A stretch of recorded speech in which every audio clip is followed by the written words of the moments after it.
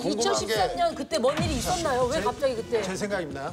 2003년 12월은 양승태 대법원장이 재임 시기인데요. 그 전에 진실과 화해의 이런 식으로 과거사 문제가 재심을 본격적으로 받고 국가배상을 하기 시작하던 때였어요. 그래서 인혁당 사건도 그렇고 각종 간첩 조작 사건이 다 국가의 잘못.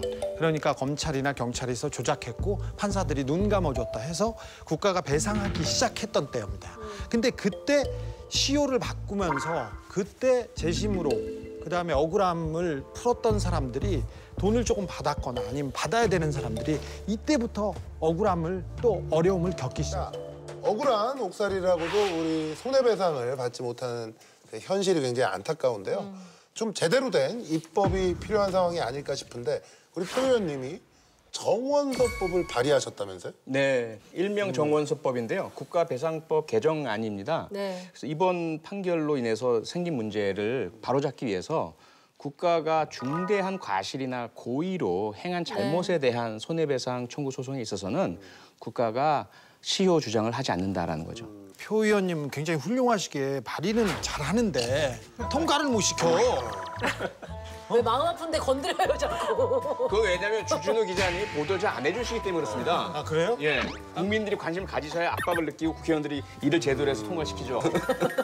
아니 근데 어떻습니까? 이 법에 대해서 다른 위원님들은 어떻게 생각하시는지? 저는 네. 그 부분에 대해서 조금 반대 견해를 표명하고 싶은데요. 네. 특수한 몇 가지 사례를 보고 이 제도 자체를 부정해보거나 뭉개는 건 법적인 부작용을 가지고 올 수 있다. 네. 전 적극 찬성하는 입장입니다. 왜냐하면 일반 개인들 간의 싸움박질이 아니거든요. 국가는 국민의 생명 신체를 보호해야 될 의무가 있습니다. 근데 국가가 그런 보호 의무가 있음에도 불구하고 정반대의 불법 행위를 저질렀는데 그런 국가가 책임을 지지 않겠다라는 법리를 내세운다는 것 자체가 모순이죠. 그래서 소멸시효는 저는 적어도 고문이나 조작으로 인한 소멸시효는 없어져야 된다. 시효제도는 이 세상 모든 법제에 모든 권리에 다 있습니다. 그러니까 우리가 아다시피 보험금도 시효가 있고 뭐 빌려준 돈도 시효가 있고 심지어 세금에도 시효가 있거든요.